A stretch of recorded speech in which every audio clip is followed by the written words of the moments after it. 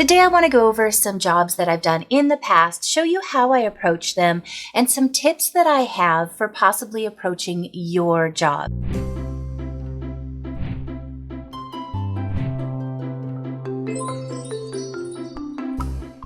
Hello, I'm Noreen Burke from the Crafty Organizer. If this is your first time here, welcome, and if you're returning, it's so nice to hang out with you again.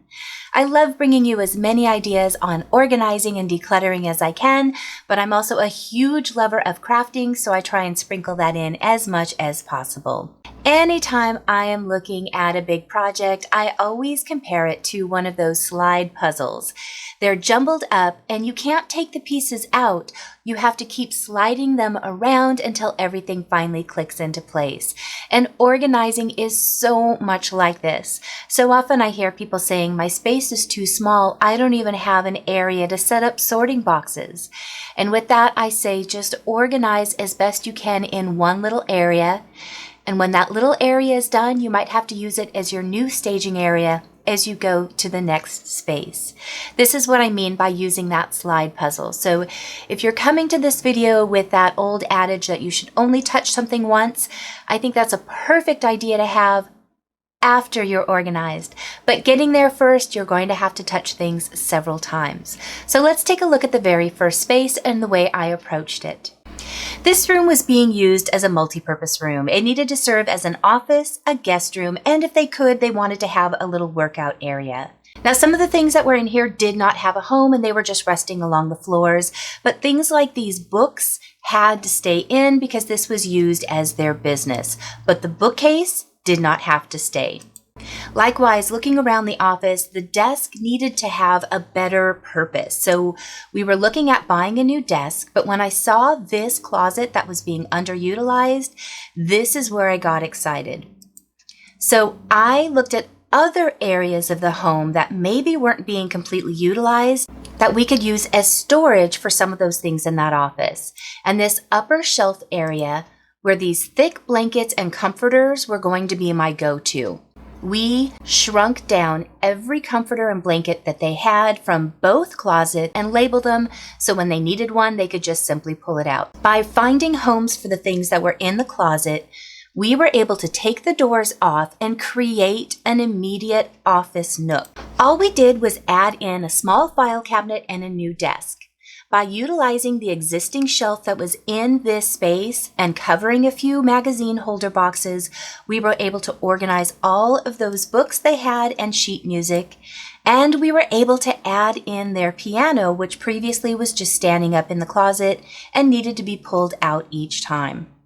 I love using closet space like this because it's already part of the footprint, but they gained so much space and it doesn't take away any space of the room. So now when they have a guest, they pull out the futon, there is still plenty of room and they have plenty of floor space now to work out. It's also a much more comfortable space when they are working in their office. Now remember those bookcases? We took the first one and put it in the garage for extra storage space, but the second one we were able to fit in their laundry space. Now you'll notice there's a little door in the corner. This is where they get access to their water heater. So to make sure it was easy, I put this bookcase on casters. I added a sturdy piece of wood, added the casters to that. This way they can slide that bookcase out, and by removing one of the shelves, it gave them the perfect space for a small canister vacuum they had, and now they tuck it in and don't have to see it and have pretty accessible storage for their laundry needs. The other thing that this did was allow the storage space above the washer and dryer that was deeper to hold some of the larger items that they didn't have a place for previously. This next large home office was honestly one of my favorite jobs because it was a fun challenge for me. I know that's crazy, but when I walked into this room, I was just praying they would hire me because I was so excited about the space and the amount of storage there was. Now, they had run out of storage, and so they started using outside boxes. But the reason they ran out of storage is they weren't archiving their old records. So once we were able to package up all of the things that weren't current, they suddenly had all of this extra space, which allowed the things that were in the usable parts of the office to find new homes again. We spent a couple of weeks on this one, but we touched every piece of paper. You see, we have storage boxes everywhere, and we just kept sorting with a high level. As a box would get full, we would go ahead and put a label on it and mark it and set it aside. Once we had all of the categories put together, we were then able to start drilling down, sorting things out, and creating permanent files. So if you're setting up a home office, make sure you're thinking about not just your current things, but where you're going to put the items that you'll need to keep but not have access to. Now, if you're not short on space, that can all be one spot. But if you find that the thing that always traps you up is, where do I put my papers? I've come out of room. Look at the older documents and see if you have a place that you can archive them. This office was so beautiful when we were all done, and they were able to find every single item that they needed when they needed it, and they still had storage space to spare. So this was one of my proudest jobs that we got to complete. So we were hired just to do this closet, but as I walked around, I noticed that her bedroom had a lot of clothing that had not yet been unpacked. So I knew if I organized the closet, she was going to end up being disorganized again because she was going to be using the clothes in the bedroom. So I was able to talk her into allowing me to unpack and organize the clothes in her bedroom as well, so that all of the storage we were creating would work together. One of the first things I did was I noticed she had a lot of the collectible style sweatshirts and t-shirts. She didn't necessarily wear these, but she liked having them. We got these in under bed storage containers so she would have access to them. I always like creating storage in a filing system like this. First of all, you get a lot more in a box this way, but you can also easily see right away which one you want, and when you pull it out, it doesn't disrupt anything else. It also makes it really easy to fold and put right back in. By doing this technique, we were able to create so much space in the closet. We made sure to use the folding technique on the shelves as well as bins for the things she didn't necessarily want to see. And this freed up one of the racks that was placed in a strange height. There wasn't a lot you could hang here, so we ended up hanging her boots, and this gave a great place for empty hangers and her laundry baskets. Now let's talk about garages. This garage was a ton of fun for me. We knew that we weren't going to be able to empty it. They were storing items for a family member, so half the garage was going to be family storage no matter what we did. Their goal was to just fit a car inside. Now I noticed they had metal racks on the side. They had 3 of them, but they were hoping to fit a 4th one in, and they had talked about buying it. And I said, hold that thought. If you have not watched my videos before where I take a unit and create 3 out of 2, I'm going to have that in the description below. Check that video out. What we were able to do is take apart a couple of the racks and borrow shelves. By doing this, we were able to create that 4th rack so that they could fit all of the larger items in the under area, spread out those shelves, and not have to spend any more money.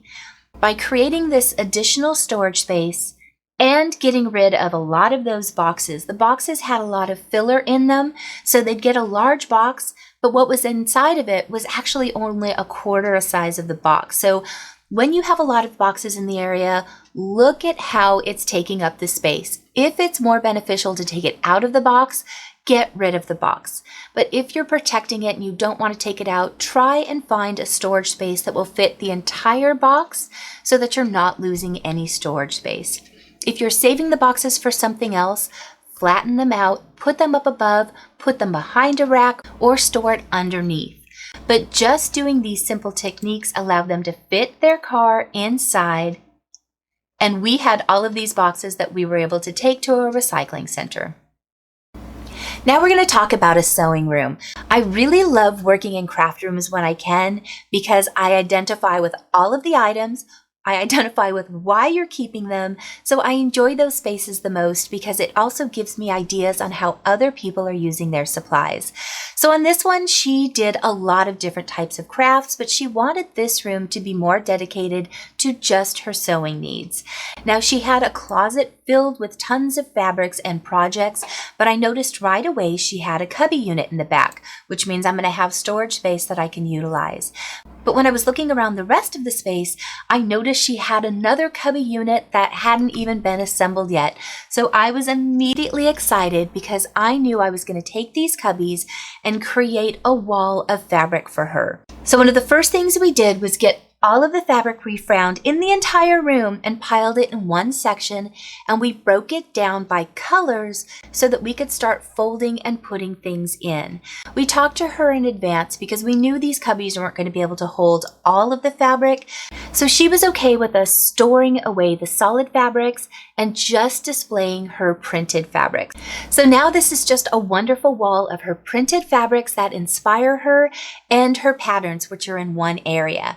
By taking this out of the rest of the room, it freed it up so that we could use the other spaces for her idea books, for her sewing machines and sergers. We also found that she had a pegboard that she hadn't yet assembled. She allowed us to go ahead and install this above her sewing machine, so when she's sitting and sewing, this is in line with that bullseye that I always talk about. By setting up the bullseye, I always talk about this. It's one of my favorite techniques for how to set up a space.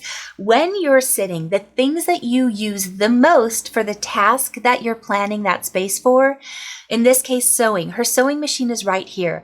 So any tools she needs while she's sewing should be right in this immediate area. So we have extra bobbins, different types of cutters. She has different feet that she uses on her sewing machine. All of that is right here in this immediate space. She also has her press right next to her, so she can just get up, press a spot, and go right back to sewing. The items that she doesn't need as much, those are behind her, so that as she's pinning at the table, she has access to those items. I love sharing this type of video with you because oftentimes it will allow you to see a space that's similar to yours and get that aha moment. I know in my life, there's been many times I've heard something repeatedly, and maybe it's the 12th or maybe it's the 20th time that I hear it, I go, oh my gosh, I get it now. So if you find these types of videos helpful, please let me know in the comments below. I'm hoping that seeing this sparks some inspiration and helps you start getting organized. Also, if you wouldn't mind hitting that subscribe button, I am so excited to hit that 100,000 mark. I'm super excited about getting that play button. And as I look, I realize that more than half of you are not subscribed. So please take a second to subscribe. This really helps boost my channel and gets me to that goal.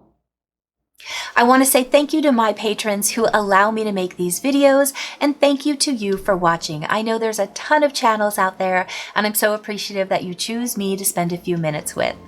I will see you guys in just a few days. Bye!